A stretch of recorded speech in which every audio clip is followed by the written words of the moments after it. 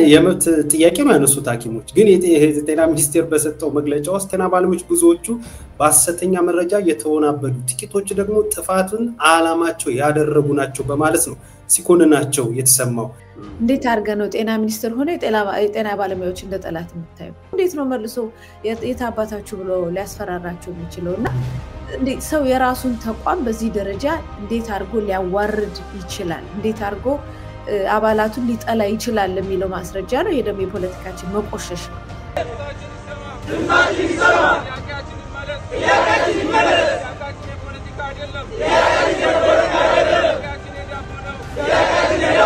የኛ ሀገር ሐኪሞች ተርበዋል ብዬ አልናገርም በአደባባይ ዜናውን መናገር ራሱ ያሳፍረኛል። እንዴት በዓለም ላይ የተከበረው ትልቁ ሙያ በዚህ ደረጃ ኢትዮጵያ ውስጥ ተርበናል ብለው በአደባባይ መውጣታቸው ናሽናል ኢምባረስመንት ነው። እንደ ሀገር ብሔራዊ ውርደትንም ጭምር ነው የሚያሳየው። በነገራችን ላይ ይሄንን ነገር ያው በተደጋጋሚ ያሰሙ ተቋሙ ተገቢ ምላሽ ባለማግኘታቸው ወደ ሙሉ የሥራ ማቆም አድማ እንደሚሸጋገሩ ሐኪሞቹ አስታውቃሉ። ከግንቦት 19 ጀምሮ ለማከም ህይወት ለማዳን መኖር አለብን። ብሔራዊ ውርደትንም ጭምር ነው የሚያሳየው። ኢትዮጵያ ስንት ነገር ለዓለም ያደረገች ሀገር ዛሬ ሐኪሞቿን መመገብ አልቻለችም። ተርበናል ብለው ሲወጡ ደግሞ እየደበደበች እያሰረች ነው የሚለው ነገር ራሱ በሀገር ደረጃ አሳፋሪ ነው። ያሳፍረኛል፣ አንገቴን ያስደፋኛል። በህዋትና በአብይ አህመድ ለሀገር የሚከናወኑ ድራማ የሚመስሉ ነገሮች ላይ እርግጥም በአጽንኦት በመስጠት በመከታተልና ይሄ ነው ከማለት በፊት ጉዳዩን መመርመር ባግባብ ያስፈልጋል። ህዋት አበቃለት የተባለው ያኔ ነበር። ከዛ ህዋትን ለመሰረዝ ያ ፓርላማ እንደዛ እንዳልተሯሯጠው ሁሉ ህዋትን ደግሞ ወደ ድርጅትነት ለመመለስ ደግሞ ቁምስቁልናየና እንደው አዲስ አዋጅ ወጣ። ከዛ የሆነ ወደ ድርጅትነት ተመዝገብ ተባለ። ከዛ ያሁን የነሱ ደግሞ ክርክር ምንድነው? ይሄ ምርጫ ቦርድ ወረቀት ሰረስኩ አልሰረስኩ የሚለው ነገር ከምርጫ ቦርድ ጋር ያለኝ ግንኙነት የመቀጠል የማስቀጠል ካልሆነ በስተቀር ከፌደራል መንግስቱ እንዲሁም ከዓለም አቀፍ ተቋማትና ከአደራዳሪ አካላቶች ጋር ያለኝ ግንኙነት ምርጫ ቦርድም ስልጣንን ነፈኩ ከማለቱም በፊትም ተነፈገኝም በኋላ እያስቀጠልኩ ነው። ካሸነፈ በኋላ በዚህ ጋራ ስሙን ሰረስኩ ብትል ምን ብትል እንዳልከው በየጊዜው እየደነገጥን እንመጣለን እንጂ ምን ላይ እንደሚደርስ አናውቅም። እና እነሱ ቁማር ነው አብይ አህመድ በለው ጌታቸው ረዳ እና አብይ አህመድ ቡድን ባንድ ላይ እነ ደብረጽዮን ታደሰ ወረደ ምናምን በዛ በኩል ቁማር ነው እየተጫወቱት ያሉት። እኛ ለቁማሩን በቴሌቪዥን ቁጭ ብሎ እንደሚያይ አካል ነው ምን እንደሚሆን አናውቅም። እነሱ ግን ሴራቸውን እየተመታቱ ነው። ያው ሌባ ሲሰርቅ አንድ ላይ ሰርቅና በኋላ ሲካፈል ነው የሚጣለው። እሳቸው ናቸው ይሄን ነገር የሆነውና እጅግ አሳዛኝ ነው። እኔም አንቺም ደጋግመን ስንሰራበት ነበር በዚህ ጉዳይ ላይ። በመጨረሻም ይሄው የፍርድ ቤቱን ፕሬዝዳንትን አናግሮ አቃቤ ሕጉ ጋራ ሻይ ቡና ጠጥተው አንተቱ ስሜት ውስጥ ተባብለው ተመራርቀው እንግዲህ ወደ ቤቱ ሄደዋልና እንደውም አቶ ዮሐንስ ባያለው ምንድነው ያሉት ለዳኞቹ ማለት ነው? አይ በዚህ ጉዳይ ላይ እናንተም ከዚህ በላይ ላይ በጥብቅ ከሄዳችሁበት እንደኛ ቤተሰቦቻችሁን በተናችሁ ልጆቻችሁን በተናችሁ ያው እስር ቤት ከመውረዳችሁ ምናዝንላችሁ ለእናንተ ነውና በቃ ተውት እንረዳቸዋለን ያሏቸው። አያሳዝንሽም? የፍትህ ሲስተሙ በአንድ በኩል ሌሎችን በህገወጥ መንገድ መከራውን ሲያሳይ ወንጀለኞችን ደግሞ ከወንጀለኞች ጋር ሻይ የሚጠጣ የፍትህ ሲስተም ነው ያለን። እንግዲህ አሁን እንደ በቃ ይሄ ነው እኮ ከወንጀለኞች ጋር ሻይ የሚጠጣ ፍትህ ሲስተም ሲኖር አንድ ሀገር ላይ ያለንበትን አደገኛ ሁኔታ ነው የሚያሳየው።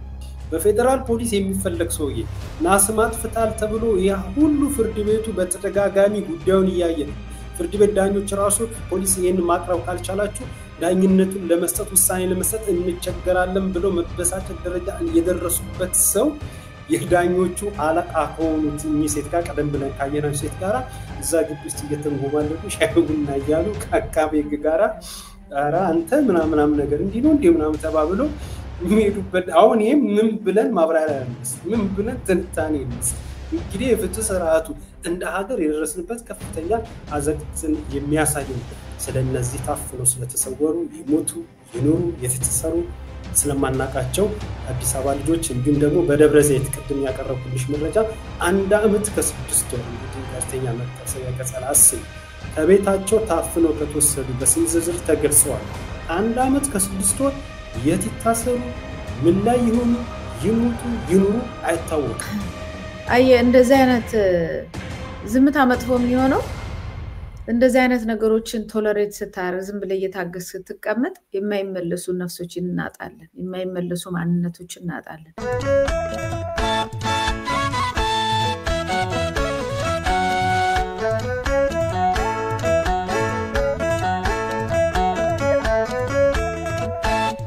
ሰላም ጤና ይስጥልን። የነጋሪ ቲቪ ስለ ሀገር መሰናዶ ተመልካቾቻችን የመንግስት ፍርሃትና ጥብቅ ማስጠንቀቂያ በተሰኘ ርዕሰ ጉዳይ ከጋዜጠኛ መታሰቢያ ቀጸላ ጋር አብረን ቆይታ እናደርጋለን።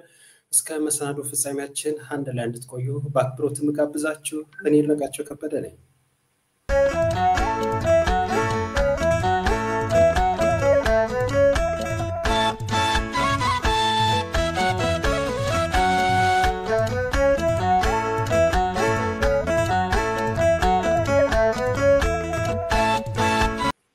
ጋዜጠኛ መታሰቢያ ቀጸላ እንኳን ደህና መጣሽ።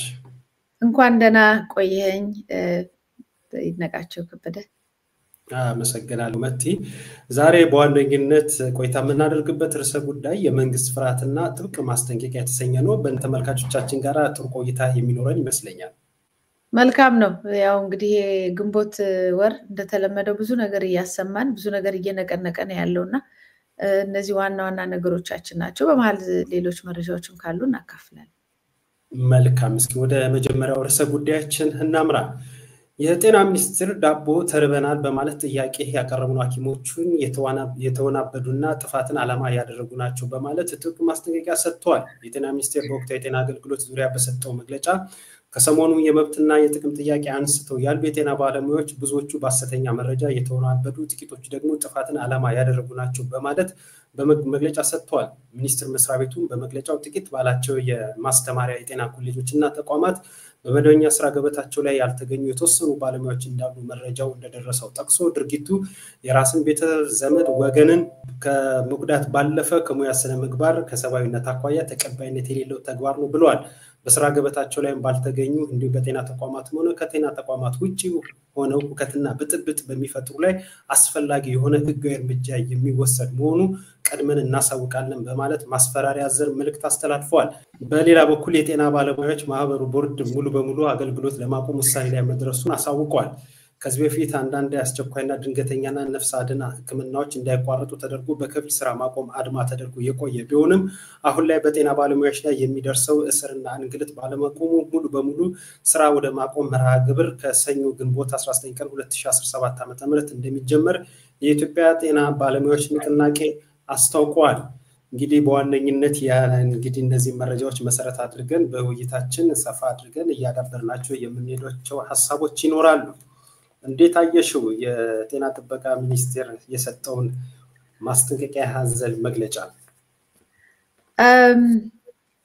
በማስፈራራት እንዴት አንድ ተቋም ያንን ሁሉ የህክምና ባለሙያ ያንን ሁሉ ሆስፒታሎች፣ የጤና እንትኖች፣ ጤና ጣቢያዎች፣ የጤና ተቋማትን የሚመራ ትልቅ ተቋም ከሰራተኞቹ ጋራ ከሚያገለግሉት ጋራ ይሄን ተቋም ላደረጉት ህዝብን ለሚያገልጉ አብሮ ቆሞ ለችግሮች መፍትሄ ይፈልጋል እንጂ ከሆነ አምባገነን መንግስት ጋር ተጣብቆ የራሱን ሰራተኞች የራሱ ሊቆምላቸው የሚገቡት ለራሱ ሊንከባከባቸው የሚገቡት ለራሱ ተቋማቱን አስተካክሎ የጤና ህክምና ቦታዎችን፣ ጤና ጣቢያዎችን፣ ሆስፒታሎችን አስተካክሎ ስራውን ለማቅለል እያገዙት ያሉትን አካላቶች በእንዲህ ደረጃ እንደ ጠላት ማየቱ ነው መጀመሪያ ትልቁ ችግር።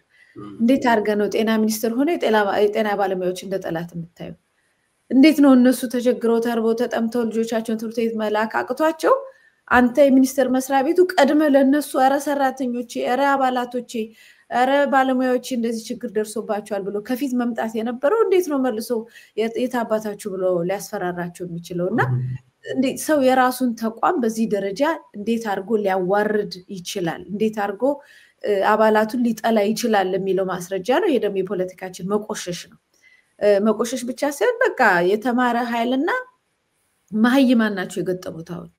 ስለዚህ መሀይሙ በካድሬነት በምናምን በእንጀራ በዳቦ በምናምን የተያዘው ወይ በጎጥ ደግሞ የተያዘው ዝም ብሎ ትልቅ ጦርነት ላይ መኖሩን ነው። በቃ እኔ ላሸንፍ በዚህ ወጥቼ ምናምን የሚል ጥብብ ያለ በጣም ማይረባ ግፊያ ውስጥ ነው ያለው እንጂ የተማሩ ሰዎች የሚያመጡትን እቅድ ነገ የሚያመጣውን ተጽዕኖ ተቋም እንደ ተቋም ሀገር እንደ ሀገር እንዴት ነው የምትቀጥለው ብሎ በሰፊነት አንደርስታንድ የሚያደርግ የሚረዳ አካል አይደለም ያለውና እንዳልኩ ነው የተማሩ ሰዎችና ማህይማኖች ናቸው ግጥሚያ የገጠሙት የተማሮቹ ስስ ናቸው ይሳሳሉ ይሄን ብናርግ ይሄ ይጎዳል ይሄን ብናርግ እንዴ እባካችሁን አስተካክሉልን ይያሉ በማስጠንቀቂያ ደብዳቤ በየቀኑ ለተለያየ ተቋማት እየጻፉ ዛሬም ጽፈዋል በየቦታው ነው እየጻፉ ያሉት ይሄ ነገር የተሻለ መንገድ ይፈለግ ብሎ አሁንም በመሳሳት ነገሩን ላለማቀር በጣም ሰላማዊ መንገድ በሆነ መንገድ እየሄዱ ያሉ እነሱ ሆነው ሳሉ እነዚህ ማህይማኖቹ ደግሞ ዝም ብሎ ወደ ገደል ምናምን የመጣው ይምጣ ጨርሰሃለው ደበድበሃለው አባረረሃለው ምናምን የሚሉት በጡንቻ የሚያስቡት ማለት ነው የጫካ ፖለቲካ ይዘው መተው ቦምበዴ አካሄድ ቤተመንግስት ውስጥ ቁጭ ብለው የሚሄዱት እንደዛ ነው ይሄድ ያሉት እንግዲህ ሐኪም ብትደበድበው ምንም ብትለው ስቲል ሰላማዊ ሆኖ ነው የሚወጣው በአይምሮና በእጆቹ ስራዎችን ይሰራል እንጂ በጡንቻ የሚመካ ኃይል አይደለምና በጣም ማዝነው የመጀመሪያው ትልቅ ነገር የጤና ሚኒስትር ለጤና ባለሙያዎች ጠበቃ መቆም ሲገባው ስርዓቱ እንዲስተካከል ነገ የተሻለ ነገር በዚህ ዘርፍ ውስጥ እንዲመጣ ሲገባው ዋና ጠላትና የብልጽግና ካድሬ ሆኖ የመጣበትን ሁኔታ ስታየው በጣም ነው ያሳዘነኝና ሀገራችን እንደ ሀገር በየሚኒስትር መስሪያ ቤቱ ምን አይነት ጨለምተኞችና ማህይማን ፖለቲከኞች እንደተቀመጡበት የሚያሳይ ነው እነዚህን ተቋማቶች እያፈረሱ ነው የሚሄዱት እነዚህ ባይዘው ሊገነቡ እኮ አይደለም ይሄን ሁሉ ማስፈራሪያ እያፈረሱ ነው ተቋማት የሚሄዱት ተቋማት ሲፈርሱ ደግሞ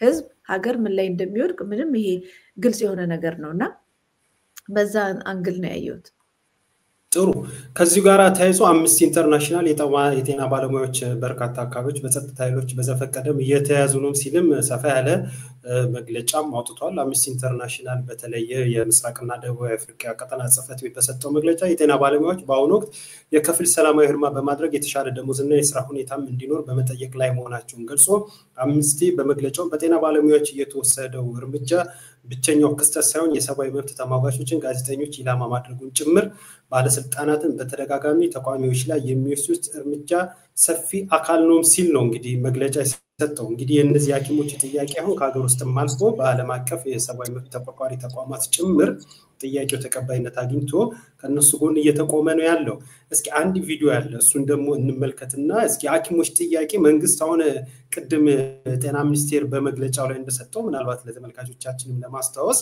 ምንድነው ያለው የመብት ጥያቄ ነው ያነሱት ሐኪሞች ግን የጤና ሚኒስቴር በሰጠው መግለጫ ውስጥ አንድ በጣም የሆነ ያልተገባ ቃል የተጠቀመው ማለት ነው የጤና ባለሙያዎች ብዙዎቹ በሐሰተኛ መረጃ የተወናበዱ ጥቂቶች ደግሞ ጥፋቱን ዓላማቸው ያደረጉ ናቸው በማለት ነው ሲኮንናቸው የተሰማው እውነት በዚህ ደረጃ ነው ወይ ሐኪሞቹ ምን ነበርስ ጥያቄያቸው የሚሆነን እንደው ለኛም ለተመልካቹም ነው ህርዱንም እንዲሰጥ ጀምር እስኪ አንድ የተዘጋጀ ቪዲዮ አለ እሱን አይተን እንመለስ መጥዬ ዓለም አቀፍ ቋንቋ ተምረን ዓለም አቀፍ ቋንቋ ተምረን ዓለም አቀፍ ቋንቋ ተምረን ቤት ተጠየቅ ገባርነት አልተማርንም ገባርነት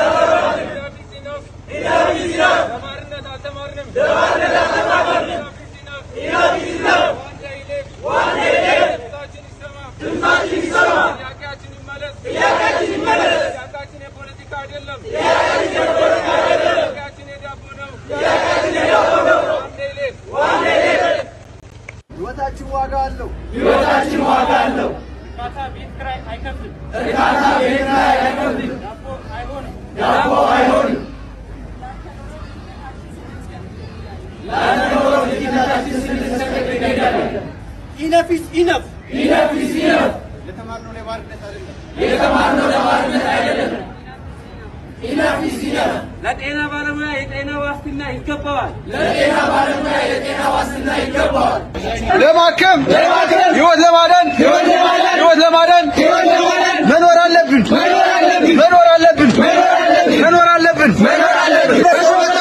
አናገለግልም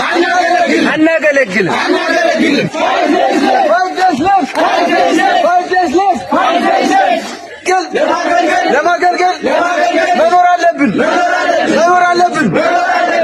ገልን እንጂ አልተገለገልንም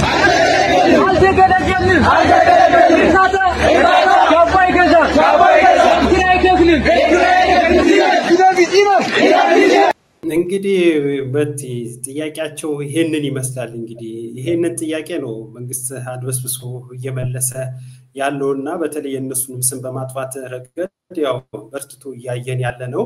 በነገራችን ላይ ይሄንን ነገር ያው በተደጋጋሚ ያሰሙ ተቋሙ ተገቢ ምላሽ ባለማግኘታቸው ወደ ሙሉ የሥራ ማቆም አድማ እንደሚሸጋገሩ ሐኪሞቹ አስታውቃሉ ከግንቦት 19 ጀምሮ። ለዚህም የሰጡት ነገር ምንድነው? ላለፉት በርካታ ሳምንታት ከ17000 በሚበልጡ ባለሙያዎች የተፈረመ መደበኛ አቤቱታ ለሁሉም ኃላፊው የሚሰማቸው መንግስት አካላት ደብዳቤ አስገባም ቢሆንም በከፊል የሥራ ማቆም አድማ ያደረግንም ቢሆንም ጥያቄያችን ተገቢ ምላሽ አላገኘም። ወደዚህ ነገር ከመግባታችን ከ30 ቀን በፊት ደግሞ የሰጠነው ማስጠንቀቂያም ነበር፣ እሱም ተግባራዊ ሊሆን አልቻለም። ስለዚህ እንዳውም የማህበራቱን ሰብሳቢዎችን ጨምሮ ሌሎች ሐኪሞች በገፍ እየታሰሩ ነው ያሉት በተለያዩ የአገሪቱ አካባቢዎች። ይሄም በመሆኑ ከፊታችን ሰኞ ግንቦት 19 ጀምሮ ወደ ሙሉ የሥራ ማቆም አድማ ገብተናል ሲሉ እንግዲህ መግለጫ ሰጥተዋል። በዚህ ጉዳይ ላይ ያለሽ አስተያየት ምንድነው? እኔ እኮ ቅድም እንዳልኩ ነው በጡንቻ መጀመሪያ ከመጀመሪያው ላይ ምንድነው ያለው የነበረው በተወሰኑ ሰዎች በተሳሳተ መረጃ ምንድነው አሁን የተሳሳተ መረጃ ደሞዝ መቁጠር አይችሉም፣ ደሞዛቸውን መቁጠር አይችሉም። ደሞዛቸውን ወስደው ቤት ኪራይ ከፍሎ የተረፋቸው ምን ያህል እንደቸገራቸው ምን መረጃ ነው ይሄ? ሁለተኛ እነሱም በአደባባይ የጻፉበት ነገር አለ። ጥሩ የሆነ ጽሁፍ ባለፈው ጽፈው ነበርና ጽሁፉ ላይ ምንድነው የሚለው? እኛ ከትምህርት ቤት ሰቃይ እየሰቀልን ከክላስ ከሴክሽን አንደኛ እየወጣን የመጣን ሰዎች ብዙ ዘመናችንን በትምህርት ያሳለፍን ሰዎች ሌላ ሰዎች ከኋላ ይዘውሯቸዋል ብላችሁ ማሰባችሁ ራሱ ይሄንን ስድብ ነው በእኛ ላይ። ሌሎች ወይ ፖለቲከኞችና ሌሎች የሚዘውሯችሁ አይምሮ ነው፣ በራሳችሁ ማሰብ አትችሉም ብላችሁ መስደባችሁ ራሱ እንደ ስድብ ነው የሚቆጠሩ፣ እንደ ንቀት ይቆጠራል ብለው ተናግረዋል። እኔም በዛ ነው መስማማው። እንዴት እነዚህ ሁሉ ባለሙያዎች እንደው አንድና ሁለት ሰው ከኋላ ወይም ፓርቲና ምናምን ይዘውራቸዋል ብለው መጠየቃቸው? ይሄንን እኮ ለማረጋገጥ እኮ አንድ ግልጽ ነገር ማድረግ ነው። በቃ ቸገረን ደሞዝ አነሰን አሉ አይደል? ደሞዛቸው ይታይ። እንግዲህ ለኢትዮጵያ ውስጥ ለመኖር የሚያስፈልገው መቼም እንደምታውቀው ጥናት ምናምን አይደረግም፣ ዝም ብሎ በደመ ነፍስ ነው ሁሉ ነገር። አንድ ሰው በነፍስ ወከፍ ምን ያህል ገንዘብ ለመኖር ያበቃዋል ብሎ እሱን ማጥናት ነው። ካጠኑ በኋላ የነሱን ደሞዝ ከነሱ ህይወት ጋር ከሚሰሩት 2-3 ቀን አዳር ሽፍቱንም ጨምሮ ካልኩሌት አድርገው ለአንድ ሰው የሚገባው ምን ያህል ነው የሚያኖረውስ ምን ያህል ነው ከተባለ በኋላ ሚኒመም ዌጅም ቢሆን አስቀምጦ ከዛ በኋላ ደግሞ በሙያቸው ሊኖራቸው የሚገባቸው ከሌላም ሀገር አንፃርም ከኢትዮጵያም የኑሮ ዋጋ አንድ ላይ አድርጎ ካልኩሌት አድርጎ ማየት ነው። መጀመሪያ ይሄንን ማየት ነው። ካዩ በኋላ አይ እውነትም ቸግሯቸዋል፣ አይ እኮ በእናንተ እኮ ለመኖር ይሄ ይበቃቸዋል፣ ከይሄ ወጫችሁ በዚህ ጋር ጥናት ተደርጎ ምላሽ ተሰጥቷልም እኮ ያባት እኮ ነው ይበቃቸዋል፣ ብዙ ነው የጨመራችሁ የጠየቃችሁት፣ ለመኖሪያ ይሄ ያስፈልጋል 10,000 ብር ይበቃቸዋል ብሎ እኮ በአደባባይ ጥናት አድርጎ ባለሙያዎች መጥተው እኮ ፕሬዘንቴሽን ማቅረብ እኮ ይቻላል። በእነሱ በሙያ ከሄድን ማለት ነው፣ በእውቀት ከሄድን እውቀትን በእውቀት ነው እንግዲህ ልትከራከረው የምችለው። እውቀትን በዱላ ግን አይቻልም። እውቀትን ደግሞ በሸፍጥና በሴራ ይሄ እነሱ በካድሬነት ከስር እየተመለመሉ የወጡበትና አብይ አህመድ ምናምን ካድሬው አይደል ባለስልጣን የሆነዋል። እነሱ የመጡበትን በሸፍጥ የሰዎችን ንጹህ ጥያቄ እውነተኛ ጥያቄ ቆሻሻና ጭቃ እየቀቡ ያንን ሰው ማሸማቀቅና መስበር አያዋጣም። ስንት ቀን ያኖራቸዋል? እሺ ሰዎቹ ዛሬ በዱላም በምንም ተመልሰው ገቡ፣ ይቀራል ጥያቄው? እነሱ መራባቸው ይቀራል? ህይወታቸው ይቀየራል? አይቀየርም። እየባሰ ነው የሚመጣው፣ እየባሰ ነው። ወይ ብዙዎቹ ተሰደው ይወጣሉ፣ ወይ ሕክምና የሚባል ነገር ኢትዮጵያ ውስጥ ይቆምና ህዝቡ በበሽታ ያልቃል። እነሱም ሳቦታጅ ያደርጋሉ፣ ሌላ ስራ ውስጥ ይገባሉ። ችግሩ ይፈታሉ? አይፈታም። እና ካድሬዎችና መንግስት የሚሰጠው ምላሽ በጣም ነው የሚገርመኝ። ሰው ራበኝ ስላለ ስለሰደብከው ረሃቡ ድንገት ተነስቶ ወደ ጥጋብ አይቀየርም። መፍትሄ ነው ሊሰጠው የሚገባው። እና እሱ ነገራቸው በጣም ነው የሚገርመኝ። አንዴ ክበበው ገዳ የሆነ ዲሲና ውጭ ሀገር ላይ እንትን እያለ የእናንተ ሀገር የኛ ሀገር ገቢው በነፍስ ወከፍ ይሄ ነው ተብሎ ተጠየቀ። እና የእናንተ ሀገር በነፍስ ወከፍ ገቢያችሁ ምንድን ነው ሲባል የኢትዮጵያ ውስጥ ሚኒመም ዌጅ የለም፣ እንደምታውቀው የዝቅተኛ ገቢ ሊሚት የለም። እና እኛ ሀገር ሚኒመም ዌጅ ምናምን በነፍስ ወከፍ የሚባል የለም፣ እኛ ሀገር ነፍስ ውጪ ነፍስ ግቢ ነው ያለው ብሏል። እና አሁንም እንደዚህ አይነት ኑሮ ነው ያለን ብለው ባለሙያዎች በጣም ለሀገር የሚያሳፍር ለትውልድም ለኛ ሁሉ ለዜጎች የሚያሳፍር ነገር እንደ ኢትዮጵያ እኔ ቁጭ ብዬ አሁን ውጪ ሀገር ላይ ከአቶ ገለታው ጋር እየተወያየን እንደዚህ ጋር በጣም ያሳፍረኛል አለ። የኛ ሀገር ሐኪሞች ተርበዋል ብዬም አልናገርም በአደባባይ ዜናውን መናገር ራሱ ያሳፍረኛል። እንዴት በዓለም ላይ የተከበረው ትልቁ ሙያ በዚህ ደረጃ ኢትዮጵያ ውስጥ ተርበናል ብለው በአደባባይ መውጣታቸው ናሽናል ኢምባረስመንት ነው። እንደ ሀገር ብሔራዊ ውርደትንም ጭምር ነው የሚያሳየው። ኢትዮጵያ ስንት ነገር ለዓለም ያደረገች ሀገር ዛሬ ሐኪሞቿን መመገብ አልቻለችም። ተርበናል ብለው ሲወጡ ደግሞ እየደበደበች እያሰረች ነው የሚለው ነገር ራሱ በሀገር ደረጃ አሳፋሪ ነው። ያሳፍረኛል፣ አንገቴን ያስደፋኛል ነው ያለውና እነሱን ግን አላሳፈራቸውም። እንደውም እየሄዱበት ነው። በነገር ላይ በጣም ብዙ ሰዎችን እያሰሩ ነው ያሉት። የታሰሩ ሰዎችን ዝርዝር በየጊዜው እያወጡ ነው ያሉት። በዛው ልክ ደግሞ በአደባባይ የመንግስት አካላቶች መጥተው እንዴት አድርገው ንቀታቸውን በኢትዮጵያ ሕዝብ ላይ እንዳሳዩ ምናልባትም የጠቅላይ ሚኒስትሩን ቪዲዮ ማሳየት እንችላለን። ገንዘባችንን እንዴት አድርገን እንጠቀም እሱን ብናየው ጥሩ ነው። እስኪ እንግዲህ ለህዝብም እንደ ሀገርም የሚያሳየንን ስላቅ እሱን እንመልከት። ቪዲዮውን እውነት ነው። መልካም ቪዲዮ ይግባልን። ቤተ መንግስት በ49 ቢሊዮን ብር እየገነቡ ነው። እየገነቡ ነው። በ49 ሳይሆን በ400 በ500 ቢሊዮን ነው የሚገነቡት። ለምን 49 እንደሆነ አላውቅም። በጣም እኮ የሚገርም ነገር እኮ ነው። ብሽሽቅ እኮ ነው የተያዘው። ሀገር መምራትና ብሽሽቅ፣ መሀይምነትና እውቀትን እንዴት አድርጎ እንደተደበላለቁ ተመልከት። እንግዲህ አስቢ። እንግዲህ አሁን በህዝብ እንደራሴዎች ምክር ቤት ለቀረበለት ጥያቄ በዛ በህዝብ እንደራሴዎች በቀጥታ ለህዝብ በሚተላለፍ ሚዲያና በመንግስት ጣቢያ ተወደደም ተጠላ ብዙ ሰው ይከታተለዋል። ይሄን ሰው ምን አይነት ንግግር እንደሚናገር ተመልከች። አይ እንደ ጠቅላይ ሚኒስትሩ ለምን 40 ይባላል? እንደውም 500 ነው። አየሽ ስላቁ ጥያቄው እኮ የሆነው እኮ አሁን ይሄ የሚገነባበት ቢሊዮን ብር በኢትዮጵያ ውስጥ በመሰረታዊነት ቅድሚያ የሚያስፈልጋቸው ነገሮች አሉ። ለነሱ ቅድሚያ ይሰጥ። እሱ ይሄንን ባለ በማግስቱ በተወሰነው ቀን ደግሞ ተነሳና የሱኩያ ሽመልስ አብዲሳ ደግሞ እንደውም በፊንፊኔ ለኦሮሚያ ቤተመንግስት ያስከፈልጋታል ብሎ በቦሌ አካባቢ ላይ ከፍተኛ ሄክታር መሬት ዜጎችን አፈናቅሎ ይሄው ሰፊ መሬት ይዞ እሱን ቤተመንግስት ገነባሉ እያለው ነው ያለው በከፍተኛ ወጪ።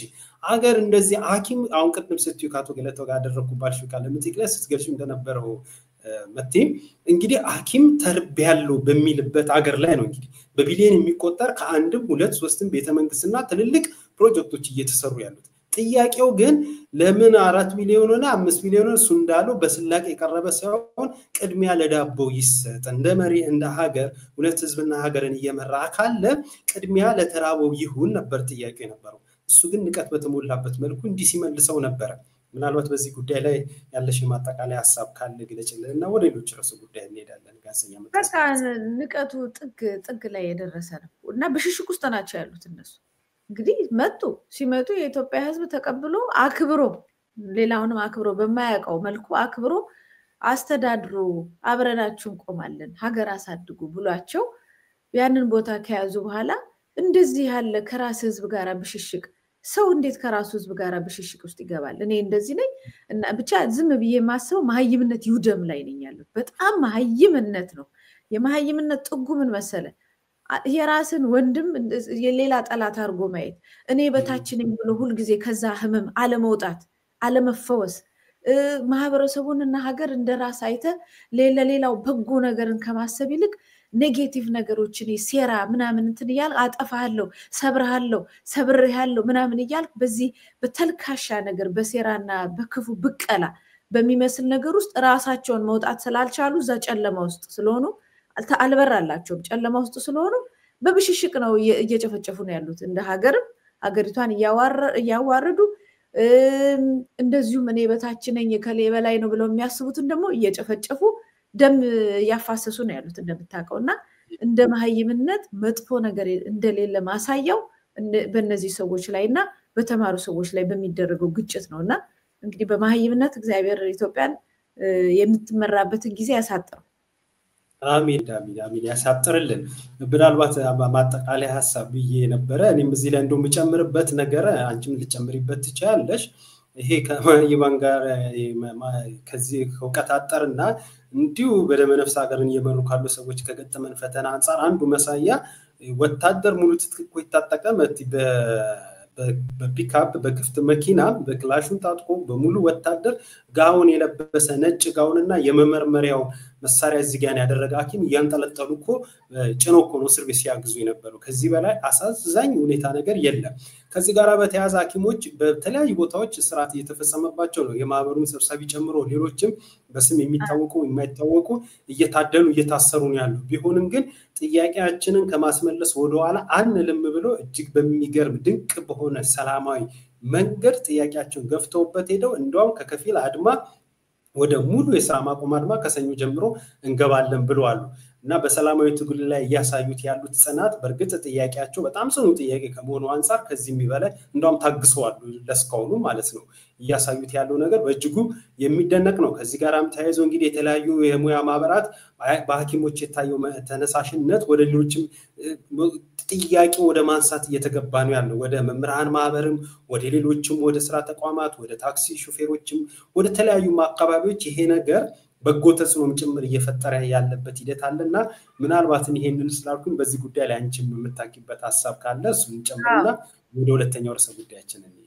ብዙ መረጃዎች እየወጡ ነው። በዚህ አጋጣሚ በተለይ መምህራንን ሰብስቦ ማስጠንቀቅ ማስፈራራት ጥያቄያችሁን በጣም የሚገርም በስብሰባዎች ውስጥ የሚናገር የለም አሉ። ዝም ይኸውልህ የኛ ህዝብ ታውቀዋል አይደል? ሲያምጽ እንደዚህ ነው። ስብሰባ የሚጠሩት እነሱ ስብሰባ ላይ የሚናገሩት እነሱ የነሱ ካድሬዎች እንደዚህ እጃቸውን ያወጡና ልክ የዛ አባል ችግሩ የገባቸው መስለው ምናምን ጥያቄውን እንትን ይላሉ ያስተጋባሉ። ከዛ ምንድነው ብለ እነሱ ሐሳባቸው ምንድነው በቃ ጥያቄያችን ተጠይቆልናል መልስም ይሰጠናል ብሎ እንዲኬድ ነው። ምንም አስተያየት ስጡ ዝም፣ ጥያቄ ጠይቁ ዝም። አመጽ ነው። የኢትዮጵያን ህዝብ በጣም አያውቁትም እነዚህ ሰዎች። የኢትዮጵያን ዝም ካለ ኢትዮጵያ ህዝብ አድሞልሃል ማለት ነው። መጀመሪያ ይናገራል፣ ይጠይቃል፣ ተው ይላል፣ ይሄ ቸግሮኛል ይላል። መጨረሻ ላይ ዝም ካለ ግን ተስፋ ቆርጦብሃል። ተስፋ ከቆረጠብህ ደግሞ ብቸኛው መፍትሄው ያንተ መውደቅ ነው ብቻ ብሎ ነው የሚያስበው እንጂ ትድናለህ ብሎ አያስብም። ትድናለህ ብሎ ባሰበበት ጊዜ አንተም ለመዳን እኔም በሰላም ለመኖር ይሄንን አድርግልኝ ብሎ ጠይቋል ደጋግሞ። በዱላና በሰይፍ ስትጨርሰው ከዛ በኋላ ዝም ማለት ጀመረ። ዝም ካለ እንደ ድሮ አባቶቻችን አሁን ይሄን ያውቁታል። ድሮ እነሱ እንኳን በርቶላቸው ነበር። ምን አለ ህዝቡ ምን እያለ ነው ምናምን እያሉ ይልኩ ነበር። ህዝቡ ዝም ብሏል ሲባል አሁን ነው መፍራት የተባለበት ጊዜ አለ። አሁን ዝም ብሏል። አሁን በየስብሰባው በየአዳራሹ በየመስሪያ ቤቱ አንቀው እየሰበሰቧቸው ነው ያሉት። ሄዶ ተሰብስቦ ስራ ኦልሞስት ብዙ ቦታዎች ስራ እየተከናወነ አይደለም። ይሄዳሉ ዝም ብሎ ሰምተው ይመለሳሉ። እየተናደዱ እርስ በርስ እያሉ እየተመለሱ ነው ያሉትና ይሄ ሲፈነዳ አደገኛ ነው። እነዚህ መሀይምና ያልገባቸው ይሄ ነው። ቅድም አንተ የተናገርከው ነገር አለ። ይሄንን ሐኪም ከነጋውኑ ከነመሳሪያዎቹ ያዳፋ በፒካፕ መኪና ሲወስደው በጣም የመሀይምነት ጥግ እኮ የምታየው። ይሄ ወታደር እኮ በጦርነቱ ጊዜ እንኳን ሲመታ ወይም ሲያመው ምንም ሲል እነዚህ እጅ ላይ ነው እኮ የሚወድቀው። ከጤና የበለጠ እንግዲህ በጣም የከፋ ነገር የለም ለሰው ልጅ። በቃ ዛሬ አለኝ የምትለው ማንነቱ ሁሉ አለኝ የምትለው ጡንቻ ሁሉ ድንገት ሽባ የሚሆንበት ጊዜ አለ። ድንገት አይንህ የሚታወርበት ጊዜ አለ። ድንገት ልሳን የሚዘጋበት ጊዜ ሐኪሙ እጅ ላይ ነው የምትወድቀው። ከእግዚአብሔር በታች ያለው ምድራዊ ፈዋሽ ሐኪሙ ነው።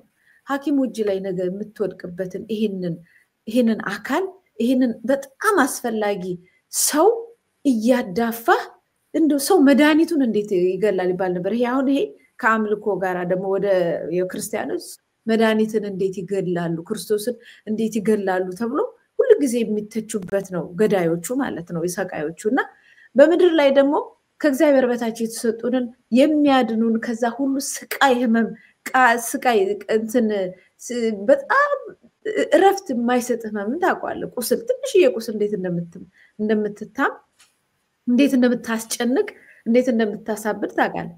ይሄን እረፍት የሚሰጠን ሐኪም እያዳፋ በፒካፕ መኪና እያዋረድክ ወስደህ አንተ ምንድነው ሰው ነኝ ነው የምትለው?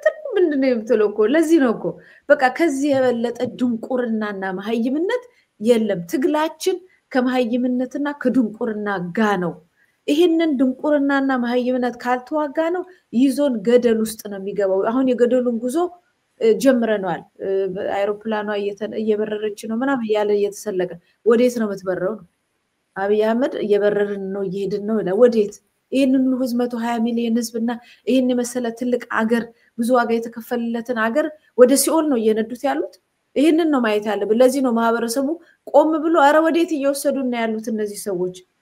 ስለዚህ አንድ አፍታ ይሄን ነገር አቁመን ማዳን አለብን ሀገራችንን የሚለው ስራ ላይ መስራት ያለብን መምህራን ብለው የነጋዴዎች ማህበር የሹፌሮች ማህበር ብለው የሰራተኛ ማህበር ብለው እያንዳንዱ ሰው በአንድ ላይ ቆሞ ማዳን ያለብን እየወሰዱን ካለው ከሲኦል መንገድ ነው ብዬ ነው ማስበው። ያው በዚህ ጉዳይ ላይ ይሄንን በዚህ ብንፈጽም ጥሩ ነው። ብዙ ቆየሁኝ ይቅርታ። መልካም። አይ ጥሩ ማብራሪያና ትንታኔ ነው የሰጠሽኝ። እጅግ አድርገን እናመሰግናለን። ጋዜጠኛ መታሰቢያ ቀጸላ። ወደ ሁለተኛው ርዕሰ ጉዳያችን እንሄድ። ህወሓት ከፓርቲነት መሰረዙ ለአንድ ወገን ያደላ ውሳኔ በመሆኑ አልቀበልም ብሏል። ህወሓት የኢትዮጵያ ብሔራዊ ምርጫ ቦርድ ህዝባዊ ወያኔ ሓርነት ህወሓት ከግንቦት 5 ቀን 2017 ጀምሮ ከፖለቲካ ፓርቲነት መሰረዙን አስታውቋል።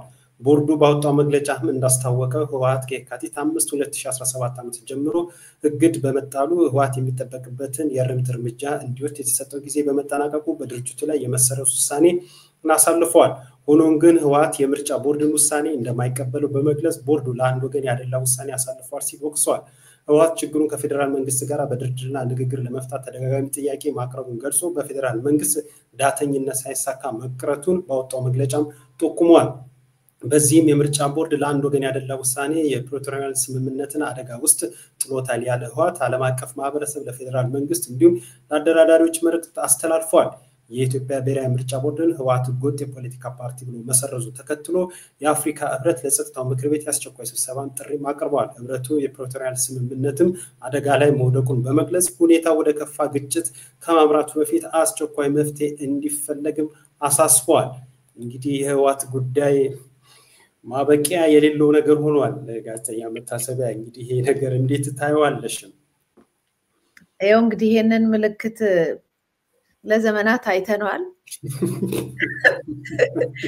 አሁን ግብዓተ መሬቱ ተፈጽሟል። ህወሓት የኢትዮጵያ ህወሓት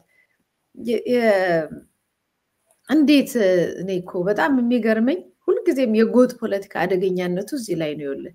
የትግራይ ህዝብ ነፃ አውጪ ድርጅት ሆኖ ኢትዮጵያን እያስተዳደረ ያለ ራሱ ከዛ ነገር አልወጣም፣ እዚቹ ጠብቤ ነው የምቀረው፣ እዚቹ ነው እንትን ብዬ በዚቹ መንገድ እየገደልኩ ጫካ በትግል ላይ በነበርኩበት ጊዜ እየገደልኩ እንደቆየሁት ነው አሁን እየገደልኩ የምቆየው በማለቱ ነው እንግዲህ ግብዓተ መሬቱ የተፈጸመው። በተለይ በትላንትናው ዕለት አሁንም ያንኑ መንገድ ተከትዬ እቀጥላለሁ ነው ያለው። ምናልባት ብልጽግናዎች ከዚህ ቢማሩ ጥሩ ነው።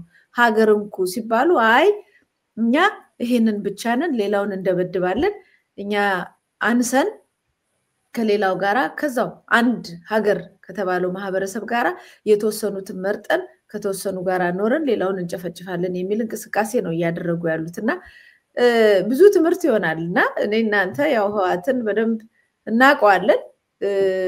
እሱ ከቆፍሮ ከከተተን ጉድጓድ ውስጥ መውጣትም አሁንም አቅቶናል። አሁን ራሱ ጉድጓድ ውስጥ ከገባ በኋላ ራሱ እንደው ያቺው ነው የቀረችውን የግጭት ፖለቲካ፣ የጦርነት ፖለቲካ፣ የደም ማፍሰስ ፖለቲካ ይዞ እየተድፋፋ ነው ያለው። አሁን እንግዲህ አስበው 17 ዓመት ኢትዮጵያን ወጋ። ከዛ በቃ አሁን የደርግ መንግስት ምናምንም አድክሞናል ብሎ ህዝቡ ፈቅዶለት ትግሉ ምኑም ወታደሩም በቃን ብሎ እስቲ ደግሞ እድል ይሰጣቸው ተብሎ ስልጣን ላይ ወጡ። ከዛ በኋላ ለ28 ዓመት የኢትዮጵያን ህዝብ ሲያደመው፣ ሲያሰድደው፣ ሲያፈናቅለው እንደውም ኢትዮጵያ እንደ ሀገር ትልቅ የሆነችበትን ይሄ ናሽናል አይደንቲቲ ብሔራዊ ማንነቷን ሰባብሮ አይ ትናንሽ ጎጥ አድርገን እርስ በርስ እሱ እየተባላ እኛ ቁጭ ብለን 100 ዓመት እንገዛለን ብለው ወሰኑና ወደ ኢትዮጵያ ሲመጡ ሁሉ ጊዜ ወደ ኢትዮጵያ ስልጣን ሲመጡ የኢትዮጵያ ህዝብ ኢትዮጵያዊ ሆኖ ነው የጠበቃቸው። አንድ ሀገር ሆኖ ነው የጠበቃቸው። እንደምታውቀው ደርግም አንድነት ኃይል ነው ሲል ነው የቆየው፣ አንዲት ኢትዮጵያ ወይ ሞት ሲል ነው የቆየው። የኢትዮጵያ ህዝብ አንድ ሆኖ ሲጠብቃቸው እነሱ ደግሞ ጎጥ ሆነው መጡ፣ ትንሽ ሆነው መጡ። ጎጥ ሆነው መጥተው ሲያዩት አንድ ሆነው ጠብቋቸዋል። በእነሱ አነሱ። ሲያንሱበት የኢትዮጵያን ህዝብ እናሳንሰው ከኛ እኩል እናርግ ወደ ኢትዮጵያዊነት እንምጣ ኢትዮጵያን በአንድነት እናቆያት ናሽናል ብሔራዊ አንድነቱን እናስቀጥል ኢትዮጵያን በአፍሪካ ትልቅ እናርጋት ሳይሆን ያሉት ኢትዮጵያን ከአንድነቱ አውርደን በእኛ ልክ እናስቀምጠው ብለው መተው እዚህ ጋር የኦሮሞ እዚህ ጋር የአማራ እዚህ ጋር የደቡብ ህዝቦች ምናምን ብለው ከፋፈሉት እዚህ ጋር ሐረሪ ብሔረሰብ ምናምን ብለው ከፋፈሉትና በእነሱ ልክ ባነሱበት ልክ ኢትዮጵያዊነትን አሰናንሰው ቆራርጠው ጉልት ችርቻሮ አድርገው አስቀመጡት ካስቀመጡት በኋላ ደግሞ ኦፍ ኮርስ ሁሉ ጊዜ ዲቪዥን ኮንፍሊክት ማምጣቱ አይቀርም ክፍፍሉ ሁሉ ጊዜ ግጭት ያመጣ ይሄ ከዚህ በኋላ ያንተ ነው አንተ በራስ ላይ እንትንበል ከዚህ በኋላ እንደዚህ ተፈጽሞብሃል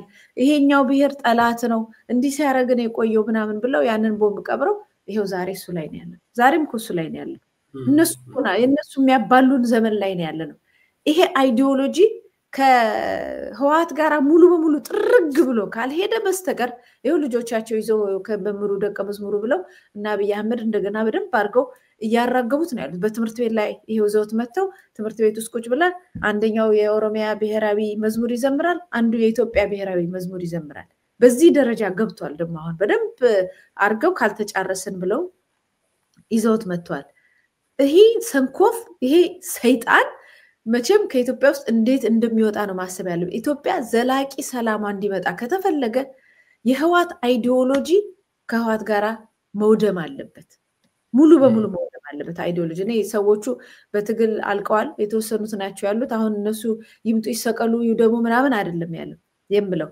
ህዋት የሚባለው ፓርቲ ከና አይዲዮሎጂው ግን መውደም አለበት እስካልወደመ ድረስ ይው ተመልከቱ አሁን እንኳን ትግራይ ባለችበት ሁኔታ ላይ ኢትዮጵያን ዋጋ አስከፍሏል ያው እንደምታውቁም አዲስ ነገር አልነግርም የትግራይ ማህበረሰብ አሁን የመጨረሻ በትምህርት በኢኮኖሚ በጤና በሁሉም ዘርፍ እጅግ በጣም በደቀቀበት ሰዓት ላይ ለጦርነት ድጋሚ እየተዘጋጁ ነው ምን ጉዶች ናቸው ማን ነው ያሰለጠናቸው እንደዚህ አይነት ኃይል መኖሩ ራሱ እጅግ በጣም የሚያሳፍር ነው ያለው እንደዛም በዛም ሁኔታ ያው በሰላማዊ መንገድ ሞክረናል ምናምን ያሉት ነገር አለ ይሞክሩ ነው አብይ አህመድ ያደረገውን ሴራ በትግራይ ላይ ያደረገውን ሴራ መደብቀው ነገር አይደለም የመጡበት ነገርም አለ በሰላማዊ መንገድ የሞከሩበት ነገር አለ ከዛም በኋላ እንደገና ራሳቸውን ዳግም ከዚህ ሁሉ አመት በኋላ ከ40 አመት በኋላ ያቺኑ መንገድ የጦርነት መንገድ ይዘው መጥቷል ስለዚህ አሁን ምንድነው መፍትሄ የሚሆነው ብለ ስታስብ እንደገና አስፈሪ ነገር ነው ያለው አው አማራ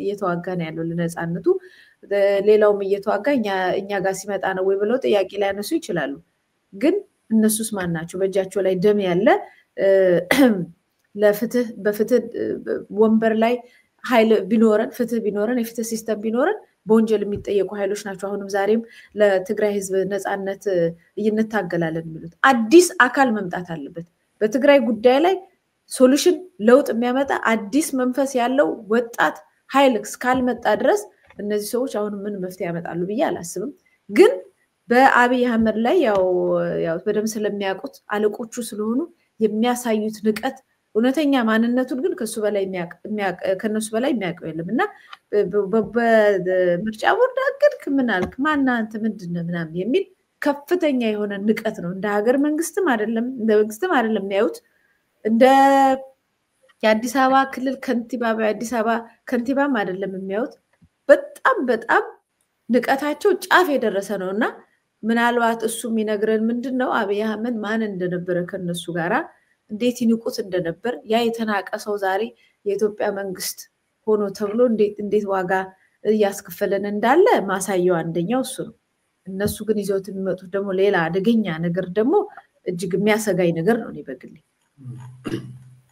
አብዛኛው ነገር ያልሽው ነው በተለይ ካንቺ ብስማማው የህዋት ባህሪው ህዋት አጠቃላይ በኢትዮጵያ ያደረሰው ነገር ያደረሰ ያለው ነገር አሁንም ወደፊትም የሱ አሻራው ነው የሚቀጥለው እንደ ሀገር የተፈጠሩብን ምስቅልቅል ነገሮች ብዙ አስረጂ የሚያስፈልጋቸው ነገሮች አይደለም ምክንያቱም የሚታዩ ሀቆች ስለሆኑ እዚህ ላይ በመቶ የመጋራሽ ሐሳብ ነው የሚሆነው በሱ ምክንያት እንግዲህ እንዳቀማችሁ ሁላችንም ዋጋም ጭምር ስለከፈልን ማለት ነው እና እዛ ላይ ሙሉ መስማማ ነው እኔ እንደ ግልም ሳይሆን እንደ ሀገርም ብዙ ምስቅልቅል ውስጥ ስለገባን የኔ ዋጋ መክፈል ምንም ነው የሚሆነው ያንቺም እንደዛ እንደ ሀገር ብዙ ነገር እያጣን ስለሆነ ያህን እንዳለ ሆኖ ግን አሁን እየተነሳ ያለው መሰረታዊ ጥያቄ መሰለሽ በቅጡ ያየነውና የመረመርነው እንደሆነ የሆነ የተበላሸ ነገር አለ ከህዋት ጋር በተያያዘ አሁን እንደ ክርክር የሚያነሱት ሐሳቦች አሉ ይሄ ተሰረዘ አልተሰረዘ ህዋት አበቃለት አላበቃለት ተብሎ የሚገለጸው ነገር ነገ ቅርጹንም አይነቱን ይዘቱ ለውጦ መጥቶ ያው አብይ አህመድ እንዳለው እኛም ዝምሰማው ደንግጠናል ከምንልበት ነገር ብዙ ነገር እንድንቆጠብ የሚያደርጉ ነገሮች ሂደቶች አሉ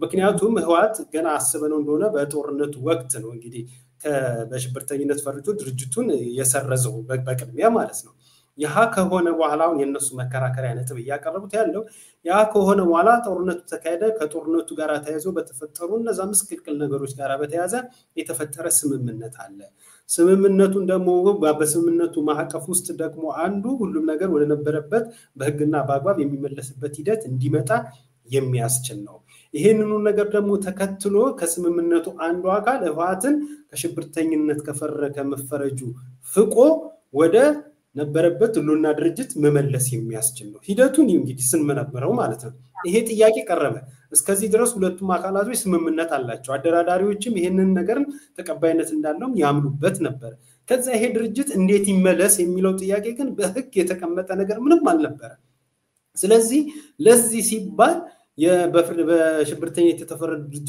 ድርጅቶች ወደ ቀድሞ ነገር የሚመለሱበትን የሚያስችል አዋጅ ማሻሻያ ወጣ በዛ አዋጅ መሰረት ህዋት የሚጠበቅበትን እንደ አዲስ ተመዝግቦ ጥያቄውን አቅርቦ ወደ ድርጅትነት መመለስ ይችላል ነገር መጣ የሚል ነገር አየን ይሄ ሆኖ በዚህ በሁለት ዓመት ውስጥ ነው መት እንግዲህ ለዚህም ነው በህዋትና በአብይ አህመድ እንደ ሀገር የሚከናወኑ ድራማ የሚመስሉ ነገሮች ላይ በእርግጥም በአጽንኦት በመስጠት በመከታተልና ይሄ ነው ከማለት በፊት ጉዳዩን መመርመር ባግባብ ያስፈልጋል ህዋት አበቃለት የተባለው ያኔ ነበር ከዛ ህዋትን ለመሰረዝ ያ ፓርላማ እንደዛ እንዳልተሯራጠ ሁሉ ህዋትን ደግሞ ወደ ድርጅትነት ለመመለስ ደግሞ ቁምስቁልናየና እንደው አዲስ አዋጅ አወጣ ከዛ የሆነ ወደ ድርጅትነት ተመዝገብ ተባለ ከዛ ያሁን የነሱ ደግሞ ክርክር ምንድነው ይሄ ምርጫ ቦርድ ወረቀት ሰረስኩ አልሰረስኩ የሚለው ነገር ከምርጫ ቦርድ ጋራ ያለኝ ግንኙነት የመቀጠል የማስቀጠል ካልሆነ በስተቀር ከፌደራል መንግስቱ እንዲሁም ከዓለም አቀፍ ተቋማትና ከአደራዳሪ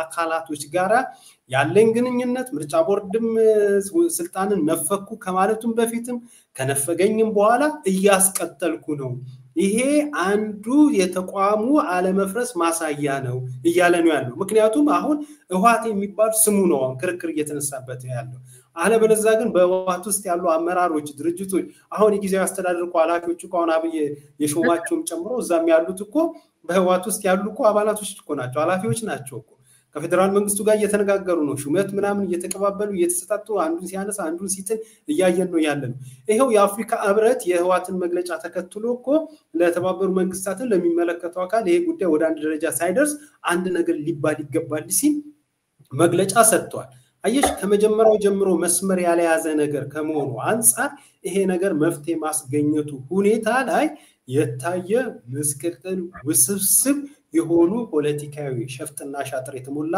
ሂደቶች አሉ ከዚህ አንፃር ነው ይሄ ጉዳይ መቃኘት መቻል ያለበት እንጂ የህዋት ጉዳይ የኔን ብትጠይቂኝ አሁን ላይ አበቃንለት የምንለው ነገር አይደለም ቅድም ባልኩሽ ነገር ማለት ነው ይሄው ከአፍሪካ ህብረት ግንኙነት ተሰረዘ ተባለ ከአፍሪካ ህብረት ግንኙነት እያደረገ ነው እስቲል ከአብይ አህመድ አስተዳደር ከመንግስት አስተዳደር ጋራ ግንኙነት እያደረገ ነው የጊዜያዊ አስተዳደር ብሎ አብይ የሾማቸውና እዛ ውስጥ ያሉ አባላቶች ጭምር የህዋት አባላቶች ናቸው እና ምን አይነት ምስቅልቅል ነገር ውስጥ እንግዲህ እዚህ ሁሉ ጦስ ዋናው ማጠንጠኛ አብይ አህመድና የሱ አስተዳደር ጭምር መሆኑ ሀቅ ነውና በህዋት ላይ ያለው ነገር ያበቃ የሚመስል ያላበቃ አበቃለ ሲባል እንደገና የሚጀምር መላቀቱ የጠፋበት ጉዳዩን በቅጡ መመርመር የሚያስፈልግ ነው የሚል እምነት አለኝና ምናልባት ልክ ነህ ሙሉ በሙሉ ነው መስማማው ካንተ ጋር ነው ደግሞ ምክንያቱም አንተ እኔ ያልኩት አሁን የህዋትን አይዲዮሎጂ ህዋት ማን ነው ምን ዋጋ አስከፍሎናል ከዚህስ በኋላ የሚሄድበት አቅጣጫ ፕሪዲክተብል ነው የሚታወቅ ነው በቃ ሁሉ ጊዜ በጦርነት በግብ ምናምን ያለው ነገር ማንነቱን ከማወቅ አንፃርና በኢትዮጵያ ላይ ካመጣው ጥፋት አንፃር ነው ከአብይ ጋር ግን ባላቸው ነገር ቁማር ነው እየተጫወቱ ያሉት በጣም ትልቅ ቁማር ነው እየተጫወቱ እየተበላሉ ነው በደም እየተበላሉ ነው ያሉት አሁን መጨረሻ ላይ እንግዲህ የመጨረሻውን የሚጠቀልለው ማን እንደሆነ አናቅም እንጂ መጀመሪያ ጦርነት አሉ በጦርነቱ ያንን ሁሉ ህዝብ እንትን ብሎ በዛ ምን ጦርነቱ አጀማመርም እንደገና ኢንቨስቲጌሽን ሳይፈልግ አይቀርም እንደዛም ሆኖ ግን ልክ ጦርነቱን መጨረሻው ላይ አካባቢ አብይ አህመድ መቶ ቁም በቃ ከዚህ በኋላ ቆሟል ተባለ። ከዛ በኋላ ወደ ፕሪቶሪያ ጉዳዩ ሄደ። የሰላም ስምምነት እንትን አለ። በቃ ሁሉም እሰይ ሰላም ሆነ ተባለ። እንግዲህ በሰላም ስምምነቱ መሰረት ሁለቱም ፈርመው ከመጡበት ዋና ዋና ነገሮች ውስጥ አንዱ ለምሳሌ እንግዲህ አብይ ምን ያልተነገረን ነገር ሁሉ እንዳለ በኋላ ነው እነሱ ሲናገሩት በህዋት በኩል ያሉት ነገር ያልተነገረን ያለው እንደዚህ ተስማምተን ነበር ሲሉ ምን ሰማቸው ነገሮች አሉ። በዚህ በኩል የተነገረን ግን እነሱ መሳሪያ እንዲያወርዱ ሰራዊቱ ከህዝብ ጋር እንዲቀላቀል ከዚህ በኋላ ትሬት እንዳይሆን ድጋሚ ጥፋት እንዳይመጣ እዚህ ደብረሲና ድረስ የመጡበት ነገር እንዳይደገም በሚል ብዙ ነገር ተደረገና አላወረዱም። ሳይወርዱ ወደ 270,000 ወታደር አብይ አህመድ ባጀት እየላከ እያበላ እያጠጣ ቁጭ አርጓቸው ነበር። አይ ይሄ ራሱን የቻለ ሌላ ቁማር ነው። ለምን እዚህ ጋር አማራንም ለመምታት ለሌላውም ነገር በሆነ ነገር ተስማሙ። ምክንያቱም የተስማሙት ምንድነው እዛና እዛ ሆኖ አብይ አህመድና ጌታቸው ረዳ ሲሰዳደቡ የነበረውን ነገር መቼም ጉድ ነው። እናንተ አውጥተናል ባለፈው። ከዛ ሁሉ በኋላ ቀጥታ ከአሸባሪ ቡድን ከተባለ በኋላ አሸባሪነቱ ሳይነሳ አሁን ወይ እንደዚህ እንደ ምርጫ ቦርዱ እንደተባለው የህግ ማሻሻያ ምንም ሳይደረግ ግር ብለው ሰርፕራይዝ ድንገት የፈጠዘ መቀሌ ገቡ። የፍትህ ሚኒስትሩ ጭምር ይሄንን ህግ ዋነኛው የሚመለከተው አካል ጭምር ህግ ሰብሮ አጨማለቁት ማለት ነው። ያጨማለቁት ማለት ነው። ስርዓት ፍትህ ሲስተሙን ሄደው እዛ መቀሌ ድረስ ሄደው ድግስ ምናምን ሰላም ተባብሎ መጡ። ከዛ በኋላ አቶ ጌታቸው ረዳ ተጠራ። ያ ሁሉ ደም መፋሰስ አለ፣ ያ ሁሉ ጦርነት አለ፣ በዛም በዚህ በኩል ብዙ አካል ጉዳተኝነት አለ፣ ብዙ ውድመት አለ፣ ብዙ ለቅሶ አለ፣ ብዙ ሀዘን በየቤቱ በገባበት ሰዓት ላይ ጠርቶ አንድ ላይ ተስማምተናል እኮ ያባት እኮ ነው ሽልማት እኮ ነው የተደረገው። ትዛይልም ዳንኤል ክብረት ያንን ባሉበት ነገር ሽልማቱን አቀባብለው ምናምን ተሸለመ። በቃ ጀግና ተብሎ ተሸለመ። ከዛ በኋላ ወደሱ ማረኩት። ከማረኩት በኋላ እሱ ከዛኛው ያው ክፍፍል አሁን እንግዲህ በአንድ በኩል ይሄንን አምጥቼ ከኔ ጋር አድርጌ ሌሎቹን መታለው ነው የአብይ አህመድ ቁማር ማለት ነው። እነዛ ደግሞ ያው በቁማር አብረው አይደል ያደጉት፣ አብረው ነው የኖሩት። ከመምሩ ደቀ መዝሙሩ አልሰራም። እዚህ ላይ ዋናዎቹ መምህራኖቹ እዛ ያሉት የበለጠ ነገር ሌላ ሰሩለት ማለት ነው። ከዛ በቁማር በሉት። ጌታቸው ረዳ ነበር እንዲቀጥል የተፈለገው። አልተቻለም እኮ እጅ እኮ ሰጠ እኮ አብይ አህመድ እነሱ እንዲያስተዳድሩት ተደረገ። እንትን ተባለ እንጂ ታደሰ ወረደ እኮ በዛኛው አካል ናቸው። አሁን ሙሉ በሙሉ ያኛው አካል ከአብይ ጋር ግብግብ የተፈጠረው ተሸናፊዎቹ ከአብይ ጋር እንዲቆሙ የተደረጉት እነ ጌታቸው ረዳ ምናምን ወደ ሌላ ስልጣን ሁሉ እየተሰጣቸው መጡና ያኛው ሙሉ በሙሉ ስልጣኑን ይዞ እያስተዳደረ ነው ያለው። በቃ አለቃ አሸንፏል።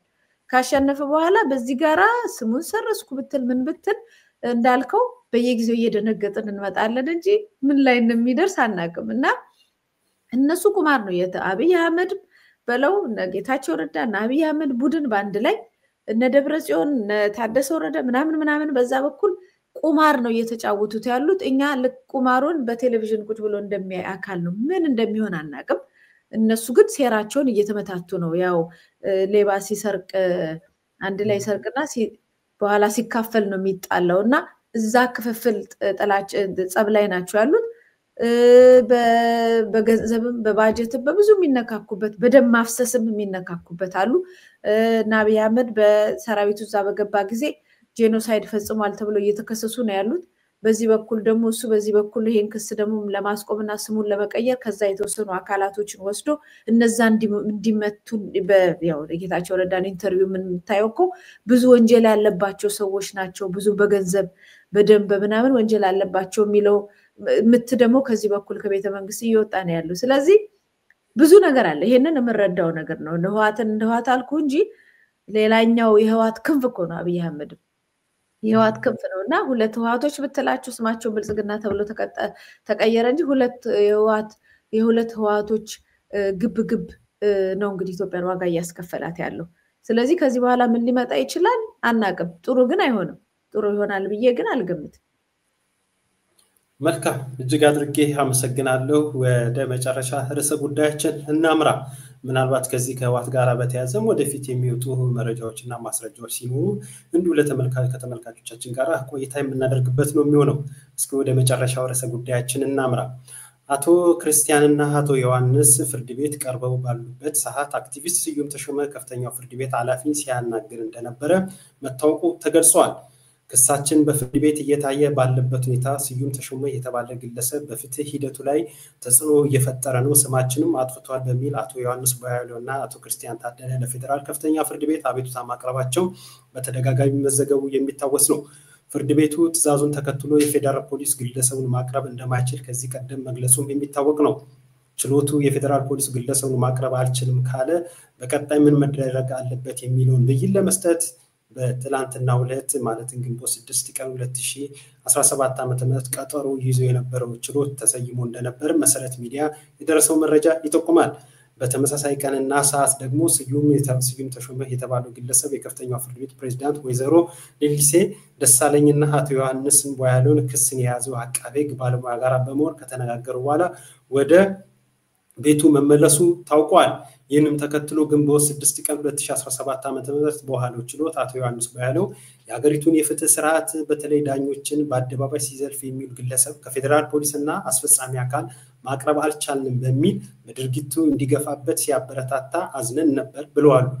አክለው ነገር ግን ዳኞች ክብርና ፍትህን የስርዓቱን ታማኒነት ማስጠበቅ በሚገባው የከፍተኛ ፍርድ ቤት ፕሬዝዳንት ወይዘሮ ሌሊሴ ደሳለኝ በህግ የሚፈለገው ሰው በችሎት ግቢ ውስጥ አግኝተው አባብለው ሲሸኙ ከዚህ በላይ ምን የሚያሳዝን አለም ሲሉም በችሎቱ ቆመው ተናግሯል። አቶ ዮሐንስ ማክለው ይህ ችሎት ስዩም ተሾመን እንዴት ማቅረብ እንዳለበት ሲያስብ ሲጨነቅ አለቃቸው ደግሞ ደጅ ላይ ከግለሰቡ ጋር ሻይ ቡና እያሉ ነበር።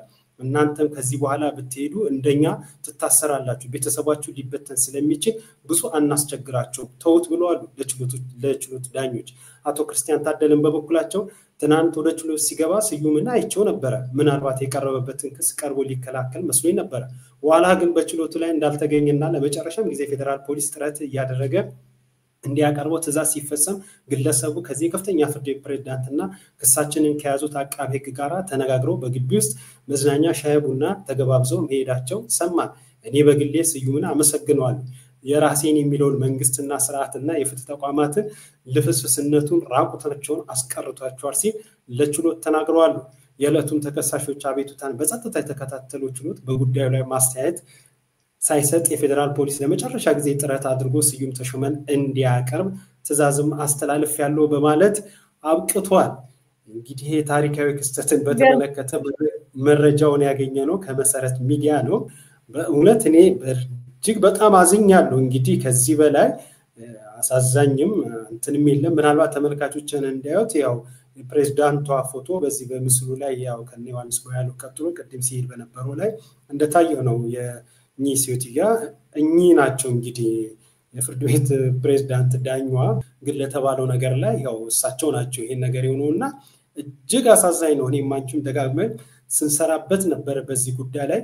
በመጨረሻም ይሄው እኚ የፍርድ ቤቱን ፕሬዝዳንትን አናግሮ ከአቃቤ ሕጉ ጋራ ሻይ ቡና ጠጥቶ አንተ ትብስ እኔ ትብስ ተባብለው ተመራርቀው እንግዲህ ወደ ቤቱ ሄደዋልና እንደውም አቶ ዮሐንስ ቦያሎ ምንድነው ያሉት ለዳኞቹ ማለት ነው፣ አይ በዚህ ጉዳይ ላይ እናንተም ከዚህ በላይ ላይ በጥብቅ ከሄዳችሁበት እንደኛ ቤተሰቦቻችሁን በትናችሁ ልጆቻችሁን በትናችሁ ያው እስር ቤት ከመውረዳችሁ የምናዝንላችሁ ለእናንተ ነውና በቃ ተውት እንረዳቸዋለን ያሏቸው።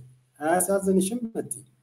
ኧረ እንደው እኔ የምልህ በቃ በጣም አደገኛ ሁኔታ ላይ እኮ ነው ያለ ነው። በጣም እኛ አሁን እየተደመምን እውነት እንደዚህ ሊከሰት ይችላል በአንድ ሀገር ላይ እንደዚህ አይነት ነገር አለ ምናምን ብለን እየተደነቅን ነው አይደል? አንድም ተአምር የሚሆንብን ተውኔትም የሚሆንብን አስቂኝም የሚሆንብን ግን አስደንጋጭነቱ በጣም አደገኛ ነው። ጭራሽ ለምንድን ነበር በነገር ላይ ለምን ይሄንን ማድረግ አስፈለገ? ሄዶ ሻይ ጠጥቶ ተዝናንቶ ምናምን ለመስበር ነው? ምንም አታመጡም ነው? ለምንስ ሄደ ታዲያ? ማለት ሄዶ ከሆነ ማለት ነው በዚህ ታይቷል ተብሏልና ከሄደ ሄዶ ታይቶ ተነጋግሮ ምን ብሎ እንዲህ ብሎ ተንጎራዶ ምናምን መመለስ ማለት ነው። እና በጣም የሚገርም ነገር ነው። በጣም የሚገርም ነው። እንትን ነው ያው ለፍርድ ቤቱ ያለውን እንዳልከው ለፍርድ ቤቱ ያለውን ንቀትም ምንም የሚሆነውን ነገር ጠቅላላ ያሳየበትን ሁኔታ ነው የምንረዳው። ያው ከዚህ ጋር በተያያዘ ደግሞ ሌሎች ወገኖቻችንም እንደዚሁ በእስር ቤት እየማቀቁ ያሉ አሉ ነው ፎቶአቸውንም እንትናቸውንም የምናጋራው ይሆናልና የፍትህ ሲስተሙ በአንድ በኩል ሌሎችን በህገወጥ መንገድ መከራውን ሲያሳይ ወንጀለኞችን ደግሞ ከወንጀለኞች ጋር ሻይ የሚጠጣ የፍትህ ሲስተም ነው ያለን እንግዲህ አሁን እንደ በቃ ይሄ ነው እኮ ከወንጀለኞች ጋር ሻይ የሚጠጣ ፍትህ ሲስተም ሲኖር አንድ ሀገር ላይ ያለንበትን አደገኛ ሁኔታ ነው የሚያሳየው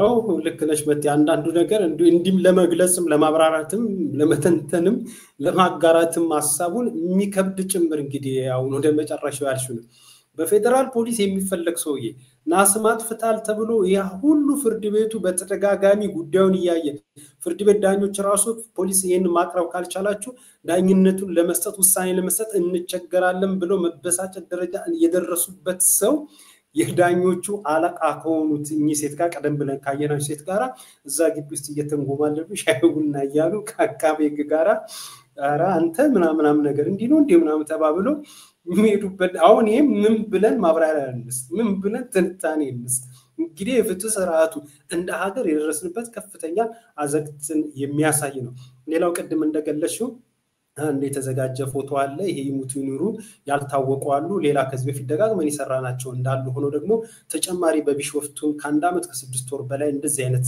የግፍ ሰለባ ይደረሰባቸው አሉ እነሱንም ጭምር ድምጽ መሆን ስላለብን ምናልባት ፎቶ እየሄደ መረጃውን ልናጋራ እንችላለን እንግዲህ በህይወት ይኑሩ ወይንም ይሙቱ የማይታወቁ የደብረ ዘይት ቢሾፍቱ የግፍ ሰለባዎች በወጉ አድራጎት ስራዎች በአካባቢ ማህበረሰብ የሚታወቁ የደብረ ዘይት ቢሾፍቱ ከተማ 6 ወጣቶች በመንግስት የጸጥታ ኃይሎች ታፍነው ከተወሰዱ 1 አመት ከ6 ወር ያለፋቸው ቢሆንም እስካሁን የት እንደታሰሩ በህይወት ይኑሩ ወይም ይሙቱ እንደማይታወቁ በታላቅ ጭንቀት ውስጥ የሚገኙ ቤተሰቦቻቸው ሁሉም ይወቅሉን ይያሉ ይገኛሉ ናሴ 2015 ዓመተ ምህረት የወጣውን ያስቸኳይ ጊዜ አዋጅ ምክንያት በማድረግ በጥቅምት 2016 ዓመተ ምህረት በደብረ ዘይት ቢሾፍቱ ከተማ ቀበሌ 4 ተብሎ በሚጠራው አካባቢ ቤት ለቤት በተደረገ ፍተሻና አፈና በኦሮሚያ ፖሊስና ሚሊሻ እንዲሁም በፌደራል ፖሊስ ታፍነው ከተወሰዱት ወጣቶች መካከል ሰሞሆን ታምራት ሄኖክ አስመላሽ ተፈራ ወንድሙ ብሩኮልደ ጎርጊስ ዮሴፍ አራጋው ዘላለም ጥላውን የተባሉ ወጣቶች በመንግስት የጸጥታ ኃይሎች ታፍነው ከተወሰዱ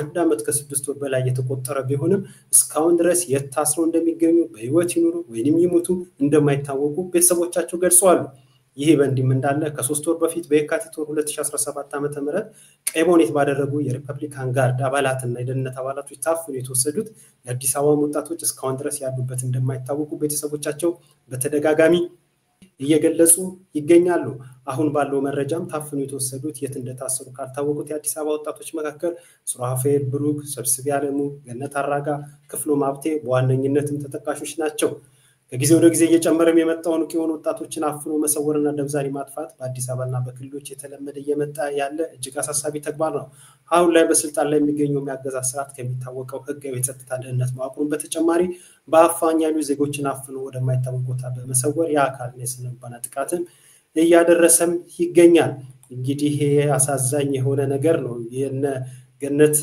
እና የሌሎች እዚህ አዲስ አበባ የታፈኑ ወጣቶችን ከባለፈው 3 ወር ጀምሮ 3 ወር ሆናቸው እንግዲህ ከመጀመሪያው ቀን አንስቶ ያው ድምጽ ሆነናል በእኛ በኩል የሚጠበቅብንን ኃላፊነት ያው ተወጥተናል ወደፊትም እንወጣለን ከዚህም በላይ ስለነዚህ ታፍነው ስለተሰወሩ ይሙቱ ይኑሩ የተሰሩ ስለማናቃቸው አዲስ አበባ ልጆች እንዲሁም ደግሞ በደብረ ዘይት ቅድም ያቀረብኩልሽ መረጃ 1 አመት ከ6 ወር እንግዲህ ጋዜጠኛ መታሰቢያ ቀጸላ አስቢ ከቤታቸው ታፍነው ከተወሰዱ በስም ዝርዝር ተገልጸዋል 1 አመት ከ6 ወር የት ይታሰሩ ምን ላይ ይሆኑ ይሙቱ ይኑሩ አይታወቅም እንዲህ ያለው እንግዲህ ነገር ነው እንደ ሀገራችን እየተፈጸመ ያለውና በዚህ ጉዳይ ላይ ያለሽ አስተያየት ምንድነው በጣም እንደዚህ አይነት ዝምታ መጥፎ የሚሆነው እንደዚህ አይነት ነገሮችን ቶለሬት ስታረግ ዝም ብለ እየታገስ ስትቀመጥ የማይመለሱ ነፍሶችን እናጣለን የማይመለሱ ማንነቶችን እናጣለን በእስር ቤት ውስጥ የከሸፉ አንተ በደም ታውቃለህ ትላንት ምንም ስንት ሰዎች ናቸው ትላንትና አንተ ፔጅ ላይ ተጽፎ ነበር